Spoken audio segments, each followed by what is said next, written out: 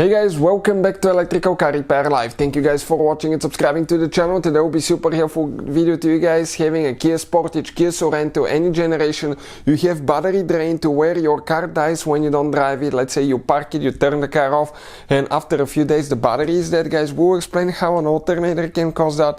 If you have a bad alternator diode pack, guys, okay, what can happen? It can easily drain your battery when you don't drive the vehicle. You may not suspect anything. Let's say you start the car, okay, you test the alternator. If it's charging in, maybe putting around 14 volts, which is great, but once you turn the car off, it can start discharging the battery, and we will explain how we can do that test and find out, okay, how to do that. Let me guys tell you a little bit about us. Every single car we get at the garage, we try to make at least 200 to 300 free repair videos, guys. We provide them completely free to you. Why we do that?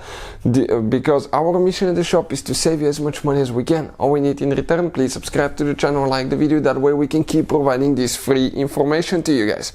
If you need to buy tools, parts, new alternator for a really good price or quick shipping as well, guys, check out, we'll share the link in the description of the video below. That's where we get most of our parts from. So with that being said, okay, how you can do that test? You will need to remove your alternator, unless, guys, the positive wire, okay, is visible, but we'll recommend to remove the alternator.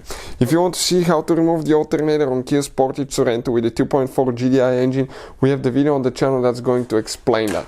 Now, another thing, once you remove it, guys, okay, check out now. Right here, guys, okay, that's the 12-volt charging wire that goes to the car battery. That is the battery, that's the alternator housing on the outside. So what you can do now, guys, okay, to test that alternator, you have on the back side, it's known as a diode pack.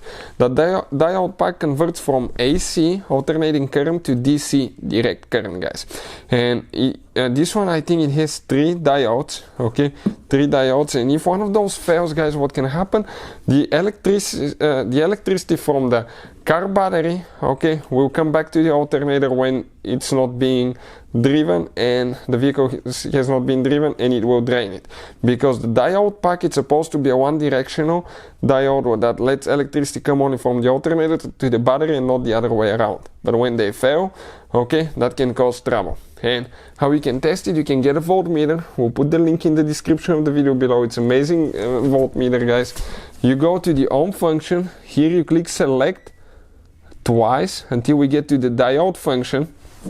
Now what we're going to do, guys, okay, we're going to touch the black lead on the casing and the red lead on the positive 12-volt wire. Just, okay, make sure that you scratch things really good, okay, to make sure we don't have corrosion, okay. And now let's see what reading we're going to get.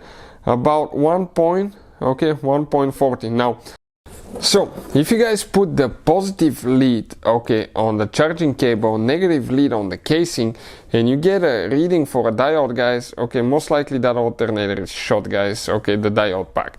Now if you reverse them, okay, if you reverse them, you should get a reading. The black on the charging cable, red lead on the casing there, guys. What can happen? You should have between around 0.5 volts, okay, reading.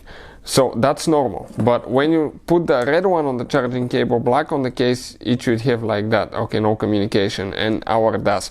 So that you can see, okay, that you can see that alternator diode is done. It should show like that, guys, okay, it should be like that, but unfortunately ours, okay, you can see it gets a reading, so it's actually letting electricity flow back to the alternator, and that will be done. Hopefully, guys, the video will be helpful to any of you having that problem. Thank you for watching, and see you guys next time.